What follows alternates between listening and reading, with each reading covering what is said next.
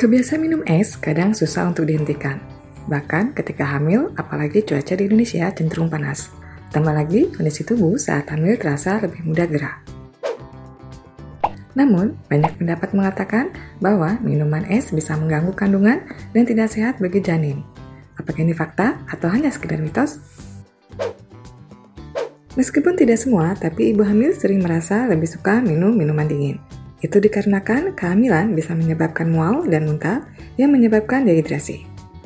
Pada kasus ini, minum es atau mengisap es batu bisa membantu ibu hamil tetap terhidrasi tanpa memperburuk rasa mual. Kehamilan bisa meningkatkan metabolisme dan menyebabkan vasodilatasi atau pembesaran pembuluh darah. Keduanya bisa mengakibatkan ibu merasa lebih mudah kegerahan dan kemudian cenderung ingin minum minuman dingin atau es. Selain itu, ibu hamil yang mengalami anemia saat hamil akibat permintaan suplai darah yang meningkat, sirkulasi darah, kekurangan nutrisi, atau pendarahan yang abnormal, juga cenderung ingin minum dingin. Orang yang mengalami anemia lebih suka minum es akibat kekurangan zat besi. Sebuah penelitian menyebutkan bahwa es bisa memberi tambahan energi secara psikologis karena penderita anemia cenderung kekurangan energi. Ada berbagai pendapat bahwa air es atau air dingin berbahaya bagi ibu hamil, sehingga tabu untuk diminum ketika sedang mengandung. Air es dianggap bisa menyebabkan komplikasi saat persalinan. Ibu hamil yang masih terus minum air es dipercaya akan memiliki rahim yang sangat subur, sehingga menyebabkan efek negatif baik bagi ibu maupun janin. Misalnya, bayi akan berukuran besar dan sulit dilahirkan. Mitos lainnya, ibu hamil yang sering minum air es beresiko melahirkan bayi kembar siam atau mengalami pendarahan saat persalinan. Namun, semua pendapat ini tidak ada dasar penelitian ilmiahnya dan tidak didasari bukti-bukti. Sebenarnya, minum air dingin saat hamil tidak akan menyebabkan masalah pada kandungan. Terlebih lagi, ibu hamil membutuhkan banyak asupan cairan.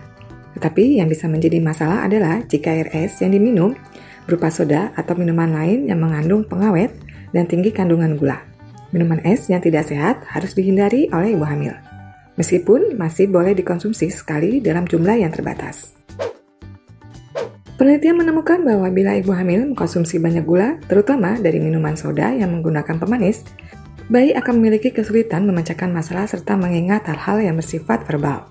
Ibu juga beresiko mengalami diabetes gestasional, bahkan tanpa es pun, bila konsumsi soda saat hamil dalam jumlah banyak, maka bisa menyebabkan gangguan pada motorik halus, visual, serta kemampuan motorik spasial di usia dini atau sekitar 3 tahun dan kesulitan berbicara memasuki usia 7 tahun.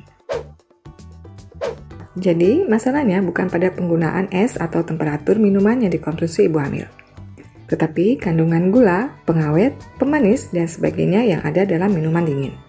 Jika ibu hamil hanya minum air putih dingin, maka tidak ada masalah. Tetapi pendapat bahwa minum air dingin bisa menyebabkan sakit perut adalah hal yang tidak didasari fakta.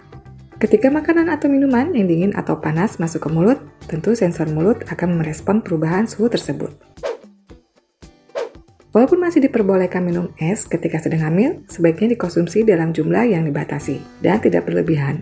Umumnya, makanan dan minuman yang biasa dikonsumsi sebelum hamil masih aman dikonsumsi hingga usia kehamilan 22 minggu.